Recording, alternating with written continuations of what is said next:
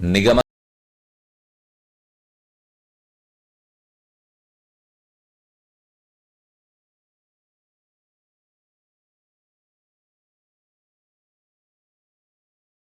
Mahapurana, one of the 18 Puranas and also one amongst the 6 Sattvika Puranas, has been held in the highest esteem by all our Acharyas and quoted a lot. This Purana pleases Krishna as Shri Krishna himself entered this Purana when he left to his Sri Vaikuntha abode. We had the opportunity to enjoy the pastimes of Sri Krishna.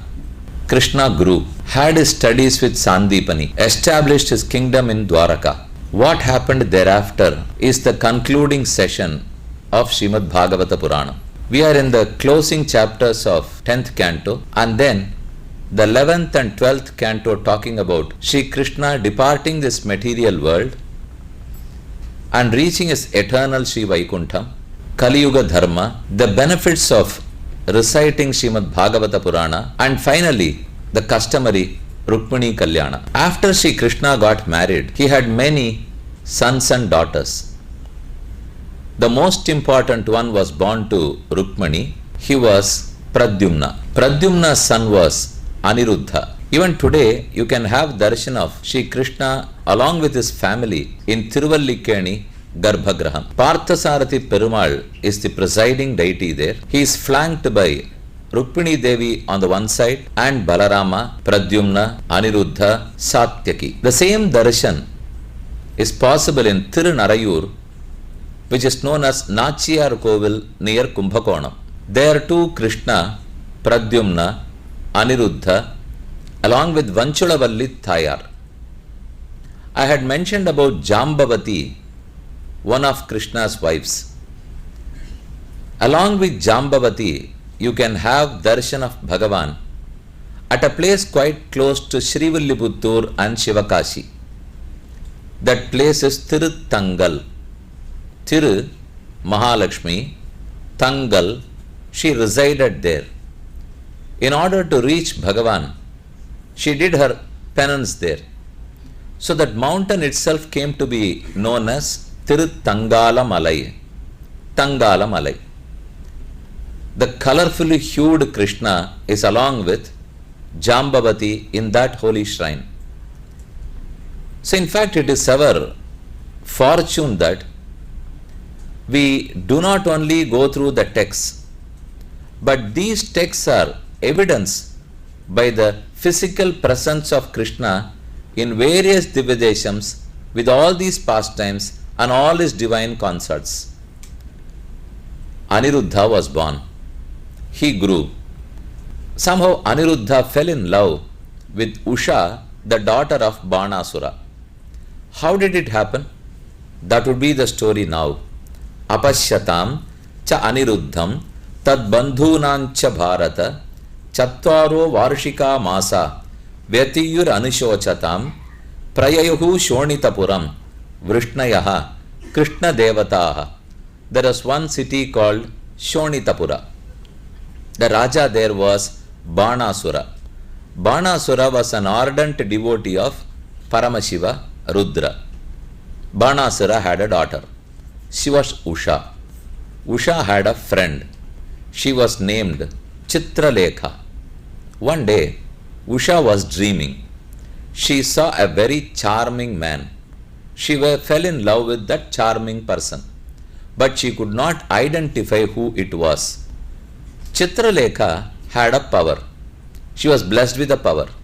She can identify anyone who her friend or others dream about. This is too difficult. If I dream, if the dream is too good today, if I want to get the repeated dream tomorrow, it's not possible. I can choose the same cot and bed, but still it is not possible. If the dream is good now, if someone else wants to have the same dream, he also cannot. But this lady had the power. She slowly started drawing picture after picture. She painted one by one all the good-looking males, but they were not the one she dreamt of. She rejected. Again she rejected. Again she painted. Slowly she got closer to Krishna. She drew the painting of Krishna. Usha said, "It's almost quite close, but still, this is not the person, because this person looks too charming. Not the one I dreamt of." Next was Pradyumna. She rejected. The last was Aniruddha. Finally, Usha jumped from her bed and said, "This is the person. I would like to marry him." Now that the person is identified, how to get him? Where will he be? The same Chitralekha accepted to carry out that task too. She took some 4 females, servants. They all went to Dwaraka. Aniruddha was fast asleep, unknowing to anyone. No one knew what was happening. They all got hold of Aniruddha, and he was sleeping, just abducted him, brought him to Shonitapura, and he looked at Usha. Already he was in love with Usha, and both of them started living a very happy life. Nobody knew what had happened. They lived in their own Antapura. One day Banasura entered the palace. He came to the Antapura of Usha, saw Aniruddha and Usha living together. He did not like it, so he jailed them both. They did not bother. They wanted to be together. Whether it is jail or Antapuram, that did not matter to them. They wanted to be together. Our Acharyas in the Light and Vein say that probably this secret was not known to Ravana. He had separated Rama and Sita and jailed Sita alone. If at all Ravana had jailed Sita and Rama together, we are sure Rama would not have wanted to return to Ayodhya and take hold of the responsibility, because he would have lived happily with his wife. Unfortunately, he was separated, and that's the reason why he had to kill Ravana. Now we have a good Asura.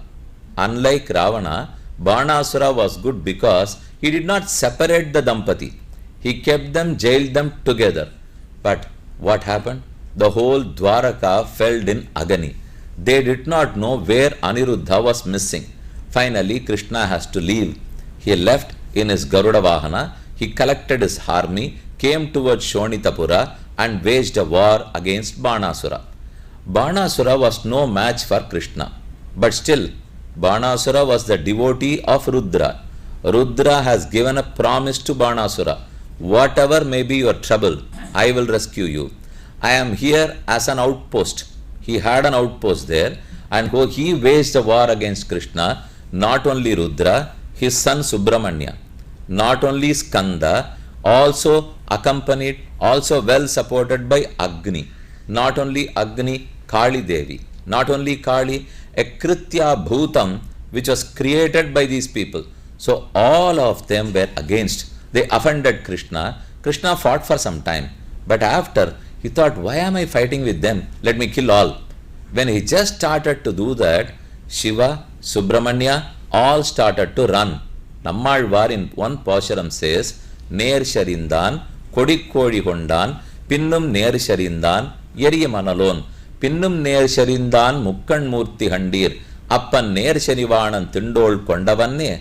One other Pasharam. Let me go quote that to Karthihayanum, Karimuhattanum, Kanalum Mukkan Murtiyum, Modiyum Veppum Muduhittu, Moovulagum Poottavane Yendru Potrida, Vanan Pedaiporutta Tirthanai Yethum.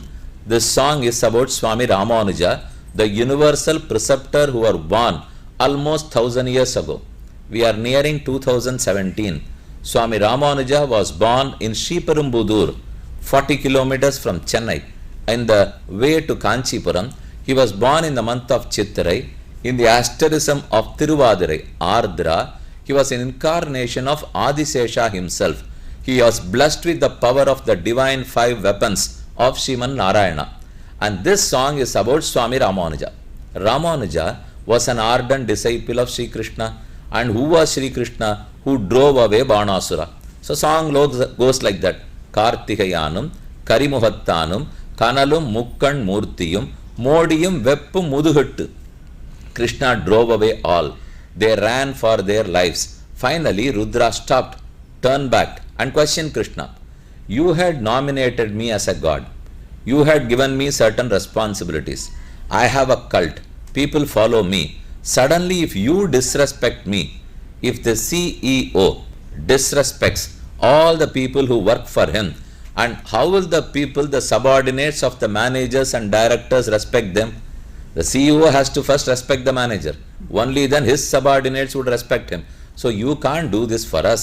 So when Rudra questioned, Krishna pardoned him. Hereafter don't offend me. You are no match to me. So you don't come and stand before me. Thus Banasura was tamed. Krishna severed all the 1,000 hands of Banasura. Banasura had 1,000 hands. He severed all but spared his life. He did not kill Banasura. Why? Because next Krishna has to get Aniruddha married with the daughter of Banasura. So he left with his life. Krishna returned with Aniruddha and Usha. The marriage, the wedding took place with pomp and splendor. This was the story of Banasura Sangrama.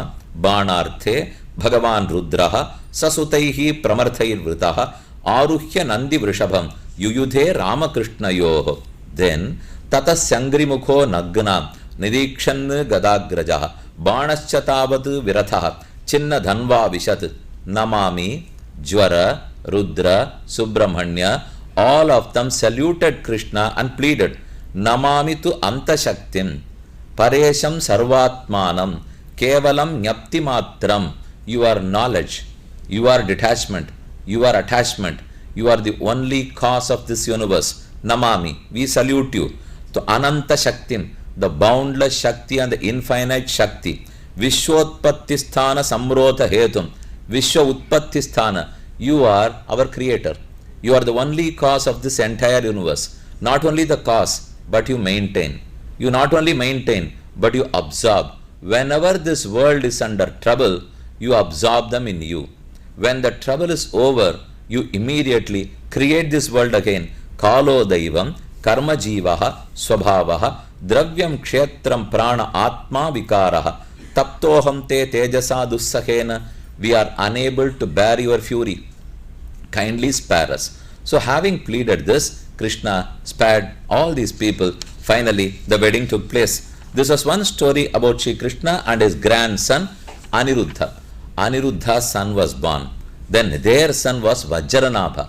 In fact, when you visit Vrindavan, Gokul, Nandagram, you will hear the name of Vajranabha in many shrines. They would say the presiding deity in Mathura, deity in Gokul, deity in Barsana, they were all consecrated by Vajranabha, the grandson's grandson of Sri Krishna. Krishna, Pradyumna, Aniruddha. We have seen the story till him. And then Aniruddha's grandson was Vajranabha. Let us continue with the story. Naivadbhutam Tvayi, Tvayi, Vibho, Akhila Lokanathe, Maitri Janeshu Sakaleshu, Damah Khalanam. This is about Narada and Krishna conversing with each other. Once Krishna met Narada. Narada visited the throne of Krishna. The Raja Sabha in Dwaraka was too beautiful. It was magnificent. In fact, people were amazed to look at that Raja Sabha. Narada had once visited. Of course, Bhagavan is Sarveshwara. Narada is a Rishi, is a Deva Rishi. He could always, whatever is the due respect to Narada, Krishna would give, but not more. Whereas, Krishna did not consider himself to be God always. Instead, he was a role model. He must behave as a householder. He must behave what a Grihastha has to perform. As a Grihastha, we have to feed the poor. We have to feed our guests. We have to respect them. We have to be very polite with them. We have to do our Nitya Karma Anutthana promptly, not miss any of our Anutthana. So Krishna followed all this. Is there any reason behind? Because if he missed out, we will only quote him. Even if Krishna can abstain from performing his daily duties, where is my question? Let me not do at all. That's the reason why he went to a teacher. If he had not gone to the teacher, we would also not go. If even God himself goes to a teacher, it goes without seeing that. So without saying that, we will also have to go. Narada visited.